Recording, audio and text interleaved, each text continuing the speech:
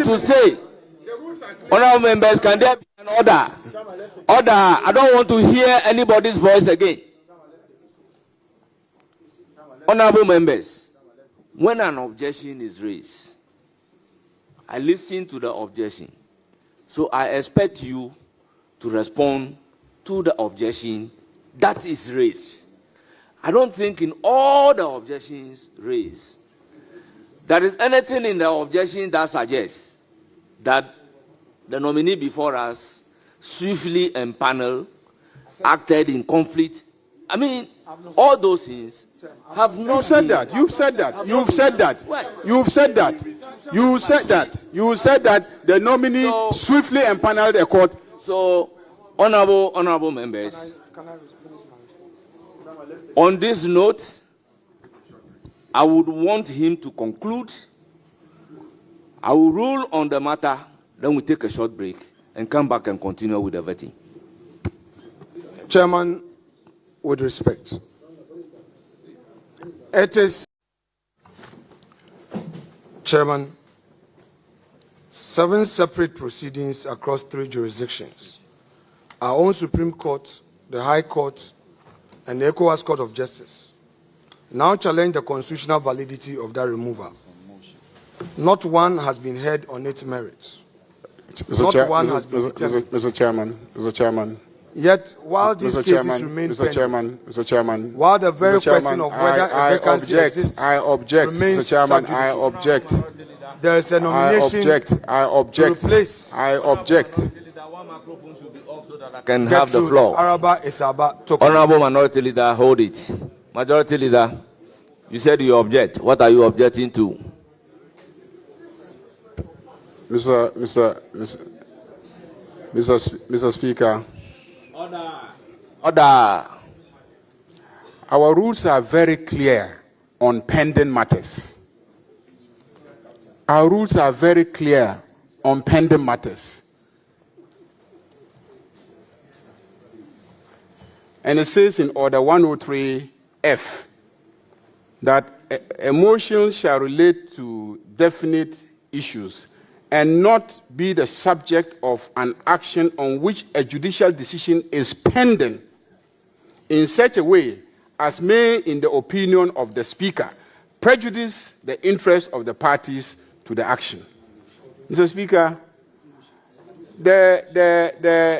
you see, when you keep saying motion, these rules guide proceedings in chamber, and mutatis mutandi, they apply to the work of committees as well. The rules are clear. What you can't do in the chamber, you cannot do in committee. So the rules are clear on pending matters. So you can't come here and comment on pending matters in a way that will prejudice the interests of the parties. So we stay away from running commentary on pending matters. We even don't refer to them. It's clear. I'm saying that you are a senior lawyer, you know. You've been in this house, you've been a majority leader, you've been a minority leader, you have lived through all the rulings in these matters. Pending matters, we should stay away from them. The conduct of judges, we should stay away from them. You have so far not impugned the process of nominating the nominee and submitting the nomination to this house, and the process of referral by Speaker of the nominee to this committee for the committee to do its work. Those are the legitimate matters that you can raise, and you haven't raised them. So all the questions about what happened, if you had waited and we started proceedings and you throw a question to the nominee to get his views on the matter, I may not object. But you can't just be allowed to run down everybody and get up and walk because you are Afenyo Markin. Why? It will not be allowed. I am going to look, this whole issue about you making a preliminary statement, show me a rule that says that you have a right to make a preliminary statement. Show me in our standing orders anything that says that you, Afenyo Markin, have a right to make preliminary statements. You don't. Listen, we developed it as a practice. We developed it as a practice where normally the two leaders may make welcoming statements and general open statements, but you have converted it into a platform to do a press conference where you attack and impugn people and walk away with it. I'm saying that today you will not attack anybody and walk away whilst I sit in this committee. Yes, Minority Leader, what do you have to say to it? I haven't spoken. At least if I catch you. If he gives you the opportunity, because he is on the floor. Tell him, when he said I should hear Tampuli, I heard Tampuli. Should I hear another play? Should I hear another play? Yeah. You can hear him after that. I come and respond to him. I know if you have anything. Yes, Honorable Anodon Pre, what do you have to say on the issue raised by the Majority Speaker, Leader, Honorable Mahama Ayarga? Well, initially I didn't want to comment. We thought we should. Speaker, we in leadership have a role to play in helping you shepherd. It does not stop us from stating our views on an important national matter. It doesn't stop us. We are not challenging the Speaker's ruling at this committee. We know what to do.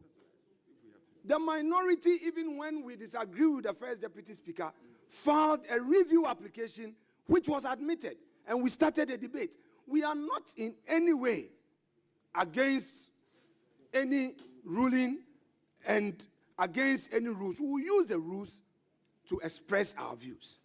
So the Majority Chief Whip is completely wrong to introduce that matter. What we are rather saying is that the rule that the Majority Leader is seeking to invoke to rather stop the minority from exercising its right of opinion on a matter of national importance rather supports the very reason why we had come with a motion to say that let all the matters be determined to bring clarity, because Her Ladyship Justice Araba Esaba Torkonu has rights, far rights. And what becomes of her when eventually the court determines that all her reliefs are upheld, yes, and then what becomes of us? Yes. What Honorable Majority Leader. Honorable Majority Leader. You are hearing him? No, I am the one speaking. What do you want? You understand? Yes. Please, let's take a cue. Severally, I admonished Him or me? that everybody, that anything that has to do with a matter raised on the floor and a ruling delivered by the speakers, including me, would not be entertained. So that one, strictly, any attempt to go into that particular area, I would ask you to stop your submission and maybe go to another area.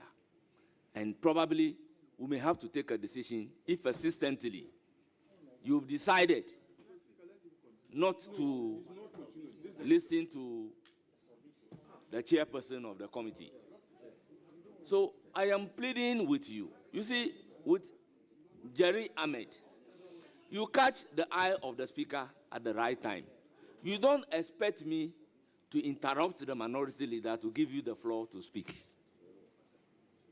It is not done in any parliament.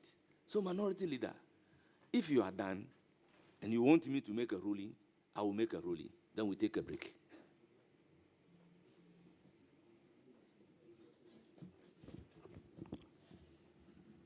Chairman, with respect, the minority on this committee is ready to assist you through this process. It is clear to us, however, that consistently there is a grand design to obstruct us, deny us of our right to express opinion on a matter of national discourse. We are clear on our minds what the majority is up to.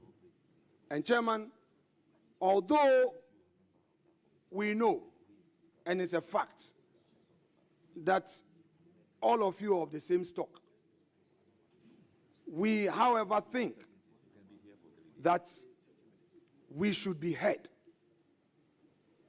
All these objections that they are raising here and there has one aim, that the minority must not be heard for posterity. They know that if these views get into Hansard, it will come back and haunt them someday. That is all that they are doing. Chairman, it's not a matter for ruling. I hold a view on behalf of my colleagues that you should restrain the majority leader, because it is one too many, very consistently, the statement that I made as part of my remarks that he is invoking Order 103F is neither here nor there. I didn't make any prejudicial comment. I didn't say anything that offends Order 103F. It is very clear what he is up to. Let us be very fair. Let us allow democracy to be at play. They are in the majority, no doubt. What is the problem? They are in majority, no doubt. But they should allow us. I'm responding to, you see, Chairman, Chairman, but you can't be jumping from this issue. Chairman, what the majority leader is doing is not fair. He raises his issues. You don't have to respond. When you are responding, he now determines how you should respond to him. The chief whip has spoken. You have spoken. When you are talking, you don't calculate the hours. Because